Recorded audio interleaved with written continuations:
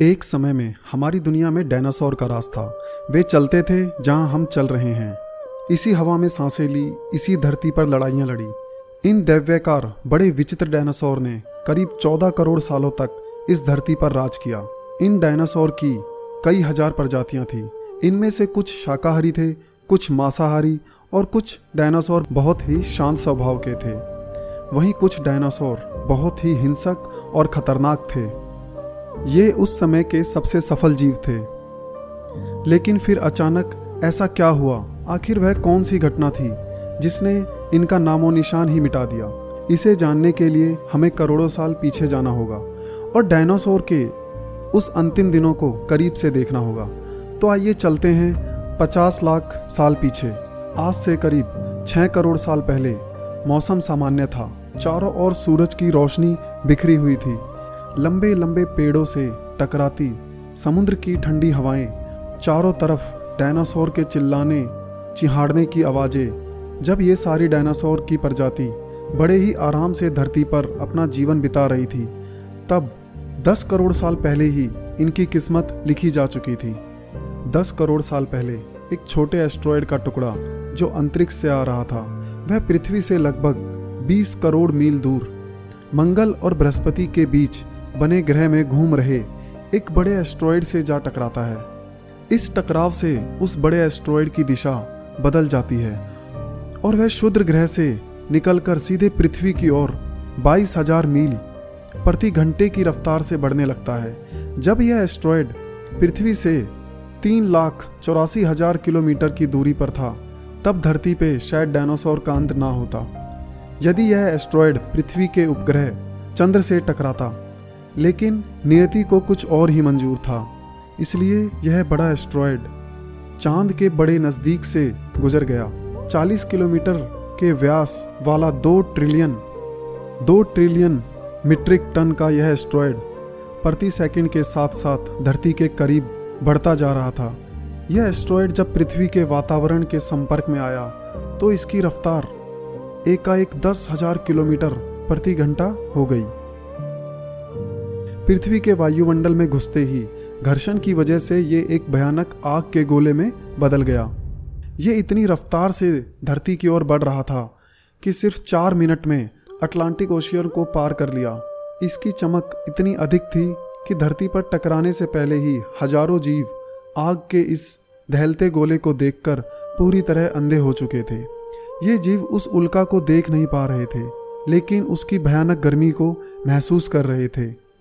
कुछ ही क्षणों में यह एस्ट्रॉयड मैक्सिको की खाड़ी के पास जमीन से टकराता है और लगभग 3.5 लाख डिग्री सेल्सियस की ऊर्जा वाला भयंकर विस्फोट होता है। इस टकराव का विस्फोट लगभग 10 हाइड्रोजन बम के विस्फोट के बराबर था। ये विस्फोट इतना शक्तिशाली था कि इसके टकराते ही धरती की लाखों टन धातु अंतरिक्ष में चली गई। टकराव वाली जगह पर 180 किलोमीटर चौड़ा और 20 किलोमीटर गहरा गड्ढा बन गया। विस्फोट के कारण इस गड्ढे की सारी मेटल और पत्थर आसमान में धूल के बड़े बादल में बदल गए और 16 मिनट 40 सेकंड बाद जमीनी टकराव की वजह से धरती के अंदर चारों ओर 11.1 तीव्रता की भूकंपीय तरंगें उठने लगी। इस वजह से समुद्र में विशालकाय लहरों का निर्माण हुआ और एक के बाद एक सुनामी की लहरें चारों तरफ बढ़ने लगी। भूकंपीय तरंगों ने सभी सक्रिय ज्वालामुखी को तहका दिया, जिसके कारण जगह जगह डायनासोर का विनाश शुरू हो गया। धरती के महानिवास की प्रक्रिया आरंभ हो चुकी थी। इस भयानक विस्फोट में रेडियंस की मात्रा इतनी बढ़ गई थी कि इसके 800 किलोमीटर के दायरे में आने वाले सभी जीव जलकर पूरी तरह राख हो चुके थे।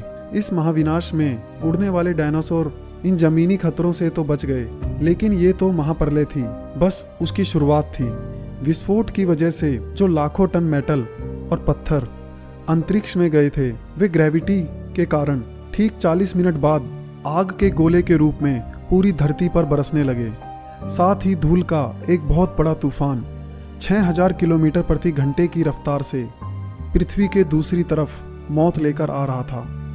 ये धूल के बादल कई किलोमीटर मोटे थे, जिसकी वजह से धरती पर सूरज की रोशनी का पहुंच पाना असंभव हो गया था। गर्म हवाओं का तापमान 100 डिग्री सेल्सियस ज़्यादा हो जाने के कारण धरती पर पेड़ पौधों कि लगभग सारी आबादी जलकर खाक हो गई थी।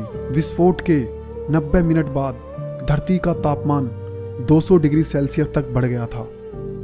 इसकी वजह से जो डायनासोर विस्फोट के इलाकों से कोसों मील दूर थे, वे भी इस गर्मी से बच नहीं पाए। इस महाप्रलय से धरती की कुल 90% प्रजाति पूरी तरह खत्म हो गई थी और 10% जीव जो धरती पर बच गए थे, उनमें से भी बस वही जीव जिंदा रहे जिनका वजन 30 किलोग्राम से कम था। इस महाप्रलय में लाखों की संख्या में जीव मारे जा चुके थे और पेड़ पौधों की सारी आबादी भी जलकर राख हो चुकी थी, जिसके चलते यहाँ जो बड़े से बड़ा विशालकाय जीव जीवित बच गए थे, उन्हें भरपूर मात्रा में खाना पीना ना मिल सका। लेकिन यह महाप्रलय किसी अन्य जीव के लिए फायदेमंद साबित होने वाली थी। धरती पर डायनासोर का अंत एक छोटी प्रजाति के लिए सुनहरा अवसर लेकर आया और यह प्रजाति थी मैमल्स।